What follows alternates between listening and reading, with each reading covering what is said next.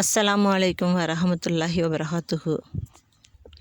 கண்மணி நாயகம் ஸல்லல்லாஹு அலைஹி வஸல்லம் அவர்களிடம் வந்து ஜிப்ரீல் அலைஹிஸ்ஸலாம் ஒரு முறை, யா ரசூலே, அல்லாஹ் தன் படைப்பினங்களிலே எண்ணி கணக்கிட முடியாத சிலவற்றை எண்ணக்கூடிய ஆற்றலை எனக்கு வழங்கியுள்ளான் அப்படின்னு சொன்னாங்க. அப்படி என்ன அப்படின்னு சொல்லி ஜிப்ரீல் அலைஹிஸ்ஸலாத்தை பார்த்து நபிகள் நாயகம் ஸல்லல்லாஹு அலைஹி வஸல்லம் அவங்க கேட்குறாங்க.